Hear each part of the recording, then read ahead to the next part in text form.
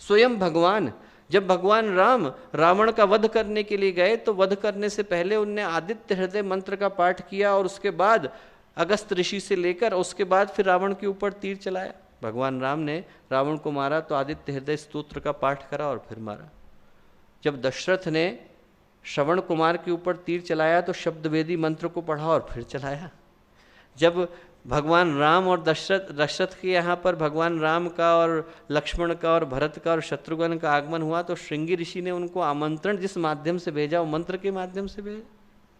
चाणक्य ने जब घनानंद को पदच्युत किया तो करने के लिए अथर्ववेद के मंत्रों का पाठ किया, तब जाकर के उसे अपने पद से हटाया। महाभारत में एक बड़ी प्यारी कथा आती है बर्बरीक की। तो बर्बरीक जो है वो महाभारत शुरू होने से पहले भगवान कृष्ण के पास गए और बोले, भगवान इतनी लड़ाई करने की क्या जरूरत है? बोले मैं 3 बाण चलाता हूँ, 3 बाणों में इन सबको खत्म कर दूंगा, जितने लोग हैं इन सबको मार दूंगा, आपको किसी को मारने की जरूरत नहीं पड़ेगी। भगवान कृष्ण बोले भाई कैसे? बोले अरे बड़ी साधारण सी बात है। बोले मुझको माँ भवानी का वरदान मिला हुआ है, माँ भगवानी ने मुझे वरदान दिया है और वरदान के साथ उनने 3 बाण दिए हैं। बोले यदि मैं मंत्र बोलूं और पहला बाण चलाऊं तो जितने लोग मरने वाले हैं, जिन जिन का आप नाम बोलेंगे उनके माथे पर बिंदी बन जाएगी। और बोले मैं अगला मंत्र बोलूंगा और अगला बाण चलाऊंगा तो जाकर के बाण वहीं लगेगा जहां जहां पर बिंदी है, सब खत्म हो जाएंगे। भगवान कृष्ण ने कहा कि चला करके देखा और भगवान कृष्ण ने कहा कि एक काम करो, ये जो पेड़ है बरगद का पेड़ है, बोले इसमें से जितने सूखे सूखे पत्ते हैं इनको एक बार में गिरा के दिखाओ। तो बर्बरीक ने मंत्र बोला और मंत्र बोल करके एकदम तीर चलाया तो सारे के सारे सूखे पत्तों के ऊपर बिंदी बन गई। वो यदि आप पिक्चरें देखें हॉलीवुड की तो हॉलीवुड की पिक्चरों में जब स्वॉट वाले आते हैं तो पहले जो है उनकी जाके बिंदी बन जाती है, फिर जाके गोली लगती है। बर्बरीक ने तब 6000 साल पहले बता दिया, तो उनने जो है बिंदी बन गई जाके। अब बिंदी जब बन गई तो उसके बाद उसने भगवान कृष्ण ने देखा कि ये तो सही कह रहा है। भगवान कृष्ण ने एक सूखा पत्ता लिया और अपने पैर के नीचे दबा लिया, अंगूठे के नीचे दबा लिया। उसने अगला तीर चलाया और अगला तीर जाकर के एक बार में उसने सारे सूखे पत्तों को गिरा दिया तीर ने। पर चूंकि एक पत्ता भगवान कृष्ण के पैर के नीचे दबा रह गया तो बाण निष्फल चला गया। तो बर्बरीक ने कहा कि प्रभु मेरा आशीर्वाद आपने जो मिला था इसको आपने विफल क्यों जाने दिया?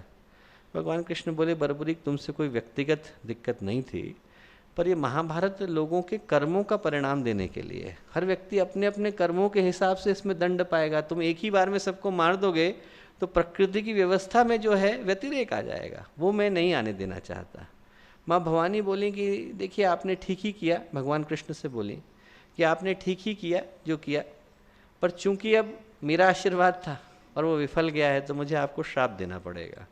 तो माँ भवानी ने श्राप दिया भगवान कृष्ण को कि जिस अंगूठे के नीचे आपने पत्ता दबा करके रखा था वो अंगूठा आपके शरीर का सबसे कमज़ोर हिस्सा होगा। तो जब जरा ने उनको अंत समय में तीर चलाया और ये सोच करके चलाया कि हिरण वहाँ पर बैठा है, तो भगवान कृष्ण के अंगूठे से ही आके टकराया। और वो जो उसके पीछे का कारण था वो वही बर्बरीक को दिया गया आशीर्वाद और उसके परिणाम स्वरूप मिला श्राप था।